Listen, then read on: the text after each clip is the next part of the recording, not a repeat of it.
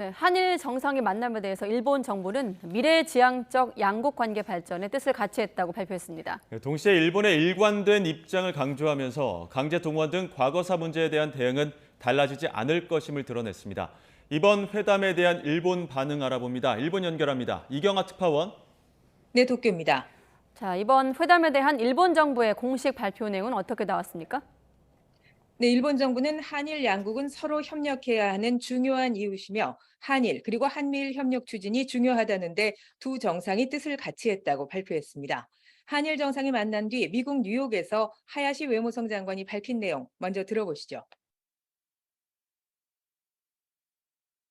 懸案を解決をし、日韓関係を健全な関係に戻す必要性、これを共有をし、1965年の国交正常化以来築いてきた日韓の友好協力関係の基盤に基づいて、日韓関係を未来志向で発展させていくと、こういう考えで一致したというふうに承知をしております。네, 이 미래지향이라는 표현을 일본 정부가 한일 관계에서 오랜만에 다시 썼습니다만 동시에 1965년 국교 정상화 그리고 일본의 일관된 입장을 강조했습니다.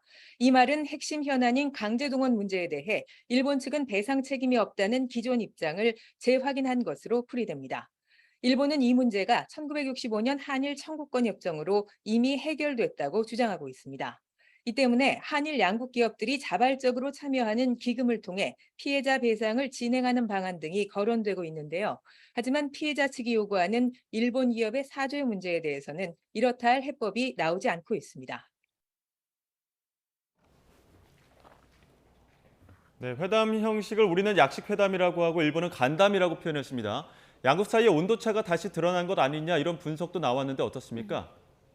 네, 일본 정부 대변인인 마스노 관방장관은 오늘 오전 정례 기자회견에서 회담과 간담의 차이에 대해 엄밀한 정의는 없다고 밝혔는데요. 마스노 장관의 말을 직접 들어보시죠.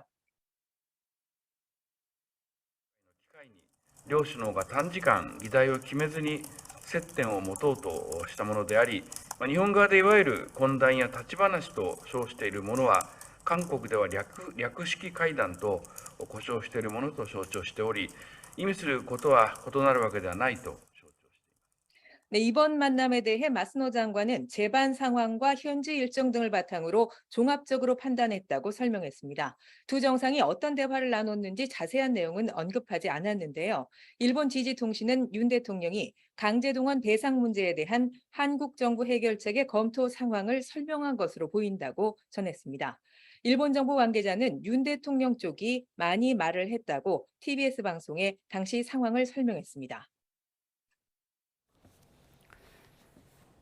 네, 이번 회담 여부를 놓고 일본 정부가 극도로 예민한 반응을 보이지 않았습니까? 어떤 이유에서였습니까? 네, 강제동원 현금화 문제에 대해 한국 정부가 먼저 해결책을 내놔야 만날 수 있다는 것이 일본 입장입니다. 이 때문에 아직 정식 회담을 할 상황은 아니라고 판단한 것으로 보이는데요. 마이니치 신문은 이번 만남에서 현안에 대해 구체적인 진전은 없었지만 의사소통을 계속하기로 했다고 보도했습니다. 한일 관계 개선에 대한 한국 정부의 노력을 긍정적으로 평가해 비공식 간담 형태로 대화에 응했다. 비공개 간담 형태로 대화에 응했다고 요미우리 신문은 배경을 전했습니다.